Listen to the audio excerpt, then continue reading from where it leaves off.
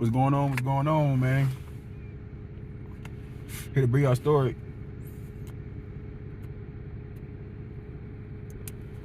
By the time I got shot in the face, I'd be shot right here. I don't know if y'all can see it in the dark. You can see it good? Can't really see it that well. You can see it. You can see it. I've been shot right here. I said about 2015. It was in Murfreesboro, Tennessee, by the Oakland mansion. I think that's the third ward projects right there, public housing, right there by that little daycare. The little it's like a little daycare right next to the Oakland mansion.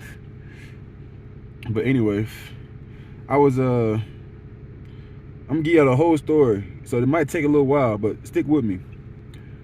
This is before I even moved to Tennessee. I was in jail before I came to Tennessee, and I was in jail for possession with intent to distribute marijuana.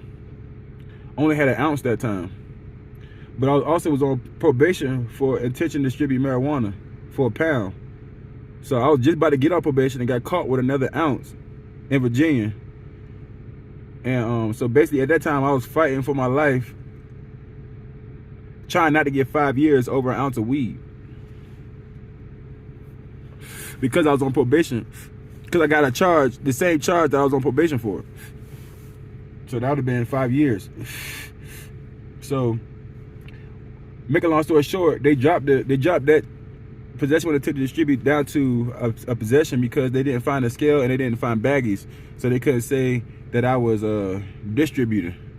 They was only saying that I was distributing because anything over half is a felony in Virginia, but they still gotta prove that you were distributing, but they couldn't prove that, so they let me out. So I spent like 3 months in jail going to trial for that. I got out, moved to Tennessee. When I moved to Tennessee, because I didn't want to stay in Virginia no more, because I'd end up doing the same thing. So I moved to Tennessee trying to better my life. I wanted to move to Tennessee with the hopes of just working, you know, not hustling. But when I moved to Tennessee, I realized that I was still on probation, because they gave me some possession, but they still gave me probation. You know what I'm saying?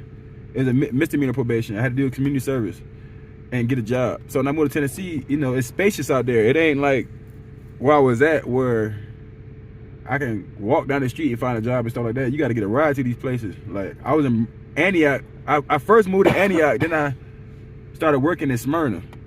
I need a ride. You feel what I'm saying? That's like a 20-minute ride. But make a long story short, I got to Tennessee, finished my probation and all that. Ended up getting a job at General Mills, but I also bought some weed because I wasn't making enough money and I wanted to get out of my father's house and I wanted my own. So my dad's girlfriend, one day I was working at General Mills and my dad's girlfriend went in my bag and found the weed that I had. And he called me like 2 o'clock in the morning. Darylyn, come home. I already knew what time it was when he said that shit. He kicked me out the house 2 o'clock in the morning in Tennessee where I don't know nobody. So I was on the porch. I had to call my girlfriend at the time, and she said she wasn't even my girlfriend because we just broke up. We wasn't even boyfriend and girlfriend at the moment. So I called her and tell her, because she know I'm out here by myself. She know I don't got no family or nothing. So I was told her, I was like, man, my dad just kicked me out the house 2 o'clock in the morning. I ain't got nowhere to stay. She said, call her mom. She said, I'ma had to ask her mom if I could stay at her mama's house. I called her mama, asked her mama if I can stay at her mama's house. She said, yeah, thank God. So I ended up staying at the mama house. That's how I ended up in 3rd Ward. You know what I'm saying? So I'm selling it now. I'm at the mama house. So now I'm wide open with the weed. At first I was trying to hide the weed. Now I'm trying to get every dollar so I can get the hell up out of her house and out her space, because I'm living on the floor in the project house. I'm on the concrete floor, living on the floor. So that's why I ended up working at General Mills at nighttime graveyard shift. So I would be at work at nighttime, won't have to be at the, you know what I'm saying, sleeping at nighttime. But make a long story short, I ended up hustling even harder, trying to catch every dollar to get out of the situation I was in. So one day, we had like a group of dudes I just chill with, and one of the dudes was like, he had a play, like 4 ounces of weed. Cool. Where he at? You know what I'm saying? Fam went away, but fam wanted us to meet him in the woods or some shit. He wanted us to meet him in the woods. He wanted to meet us there. So I'm from Virginia, man. I've been hustling my whole life. I got to work. I'm gonna tell you where we gonna meet at. So I already know they trying to be on some funky shit. So they keep trying to, cause you know they get some money out of it too. So they trying to force the deal. But I'm telling them like, nah, nigga, these niggas on some shit. So what I go do, I said, I said, let's go, fuck it, let's go. So we start walking to where they told us to meet them at. So we walked, it's like some gates to go to like the actual Oakland mansion. So it was somewhere back there, somewhere they told us to meet them at. So I started walking to the gates, we in a group. It's me and like 3 other dudes. But I'm sitting here like talking to myself like, man, you know, nigga, you dumb as hell. I said, man, fuck all that, I ain't going. Fuck that, fuck you and them niggas. That's what I told the people I'm with. Fuck y'all niggas and them niggas. Cause I'm telling you that they about to try to rob me, bro. So I go, what I do from that point, I go and hide the weed. Which basically I put the shit back in the house. And I guess the people that I was walking with must have called them and told them that I wasn't coming. So they eventually showed face. And when they came to the park. It's a park right in front of the house I was living in, the project I was living in. Right in front of like the little mansion part, it's like a little basketball court right next to it. And that's where they showed up at. They was all at the basketball court. So when I come outside, I was like, shit, let me go, I'm like, let me go talk to them people because I see them. I'm like, let me go talk to them anyway. Maybe I can talk to them first and get some understanding. You know what I'm saying? Then do the deal. You know what I'm saying? So I head to work and then I come outside and go, I meet up with them at the basketball court. So basically, make a long story short, I'm not trying to do none of that talking. Where the money at? They say y'all trying to, my people say y'all trying to cop some work. Where the money at? They look at me like I'm crazy. Basically, fam, like the money right here. Boom, boom, boom, boom, boom, boom, boom, boom, boom.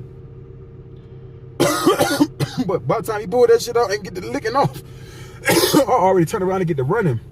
But if you know the area I'm talking about, where the basketball court is, it's a dead end where the basketball court at. My back is facing the basketball court and they're facing the street. So I turn around and get to running towards the basketball court, which is a dead end to nowhere. Mind you, I'm with 2 other dudes I can remember. And it's 2 of them. The gunmen, it's 2 gunmen and 3 of us. So it's 3 on 2. One of their gunmen got the 2 of my homies at gunpoint. These niggas is crying. Oh, I got kids, please don't shoot. They crying and shit after they're already shooting at me. I'm already broke, running, dodging the bullets, zigzagging, all kind of shit. And then so while I'm running, I'm counting the bullets as he's shooting them. So I hear about 5 or 6 of them things. So when I hear about 5 or 6, I'm like, man, fuck all that. I'm about to turn around and whoop this nigga ass. As soon as I turn around like that, but I'm gonna do it this way, the bullet came and said, pop, smacked me right here. As soon as I turn around to go back, that shit smacked he shot one more time. That shit smacked me like a ton of bricks. And then all I can remember is seeing like fucking, like if y'all ever been to school and they show you how an atom bomb hit, like that big ass mushroom cloud, that's what the fuck I seen. A big ass fucking mushroom cloud. So, by that time,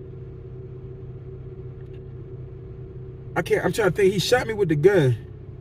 I turned around, but I can't, somehow I get a hold of fam, but I don't know how far I am from fam. I don't know how I get a hold of him, but I get a hold of fam, and he's real skinny. He's a skinny dude, but he got on some big ass clothes, but I can feel how skinny, when I get my hands on him, I know I got him. He's too skinny, but I'm bleeding out and shit.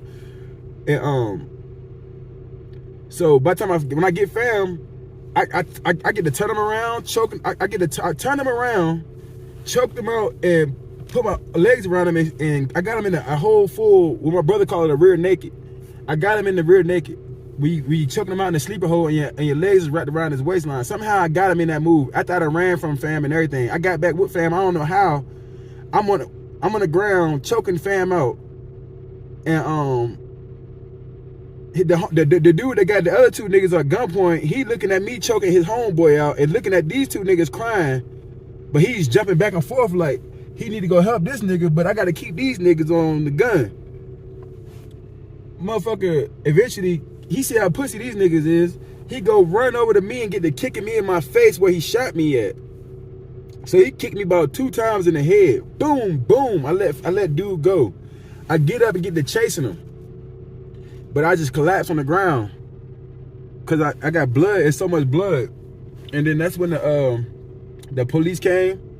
The police came and they kept asking me what my name is, asking me these like just basically trying to keep me awake. What my name is, who are you? How old are you? You know what I'm saying? They already know the information, but they keep asking me because I feel more comfortable closing my eyes and resting. I'm up fully awake, so I'm telling the lady now. I said I'm just resting. You ain't got to keep talking to me like I'm crazy. So make a long story short, I go to they fly me tonight and get to the hospital, and they caught the youngest person first, and his name is Walsheed or some shit like that.